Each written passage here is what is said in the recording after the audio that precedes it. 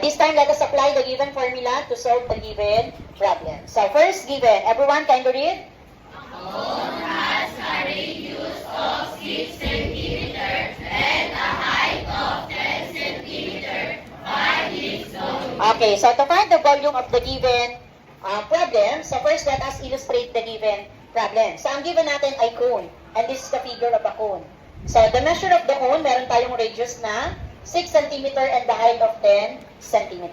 Now, to find the volume of a cone, what we're going to do, step 1, we need to write the formula. So, this is the formula to find the volume of a cone. We have 1/3 times pi times r squared times the height. Then after that, identify natin, anak, ano yung measurement na binigay para sa radius? We have 6 cm. And then for the height, 10 cm. So, yung r dyan, anak, papalitan natin siya ng 6. And then yung h, papalitan natin ng 10. Ito na po siya. So, this will become, volume is equal to 1/3 times pi times 6 squared times 10. Then to simplify, we need to apply PEMDAS. So, since meron tayong parenthesis, dalawa po yan, unahin natin ito. Kasi parenthesis after that, exponent. So, multiply 6 by itself. How many times? Twice po. 6 times 6? Ito na po siya, 36. Then after that, meron tayong dalawang procedure how to get the product. Pwedeng multiply natin yung dalawang to. Okay, 36 times 10. 360. Ito na po yun. Or pwede rin ganito, anak. So, 1/3 pi times 36 times 10. Okay, since meron tayong fraction at meron tayong whole number, pwede tayo mag-apply ng cancellation. Tama po? Because 3 and 36 are both divisible by 3. Bakit po pwede mag-apply ng cancellation? Kasi may fraction tayo.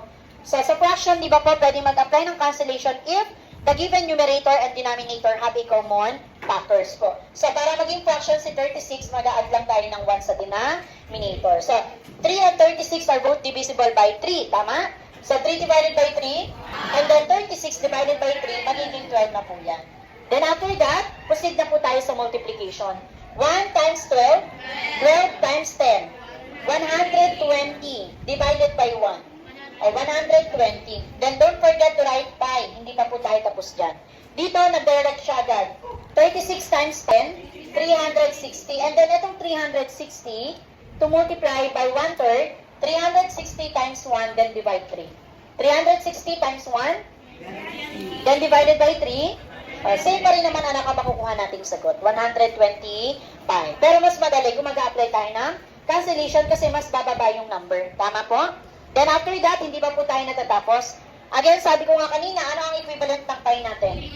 Okay, we're going to multiply 120 by the value of the pi, which is 3.14. So, i-multiply natin yan. So, 3.14 times 120. Okay, 0 times 4, 0, then 0, 0 lahat yan. Tama po? Opposite tayo kay 2. 2 times 4, 8. 2 times 1, 2 times 3, then proceed kay 1. 1 times 4, 4. 1 times 1, 1 times 3. Then after that, get the sum. Tama po? Then, bring down 0, bring down 8. 2 plus 4, 6. 6 plus 1, 7, and 3. Then after that, how many decimal numbers do we have? 2. Where's the decimal point? Between 6 and 8. So therefore, this is the volume of the given problem. Now, don't forget to write the units. Ano yung units na binigay? cm. Diba? Centimeter. And then, anong kinuha natin? Volume. Kapag volume kang exponent lagi ay 3. So therefore, the volume of the given problem, we have 376.80 or pwede rin 0.8 na lang yan.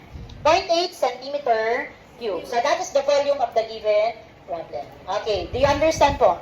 Okay, now, if we're going to use a calculator, scientific calculator, meron kayong mapapansin dun sa pinakapindutan, merong pi. So kung gagamit tayo ng calculator, i-multiply natin si 120 kay pi, ito po ang lalabas. Okay, bakit ma'am iyan ang lumabas? Kasi po sa calculator, ang equivalent ng pi ay hindi lang po 3.14. Ang pi kasi, anak, ang decimal point niya, infinite yan. Walang katapusan. Pero dahil mano-mano ang ginamit natin, hanggang 2 decimal, hanggang hundreds lang tayo.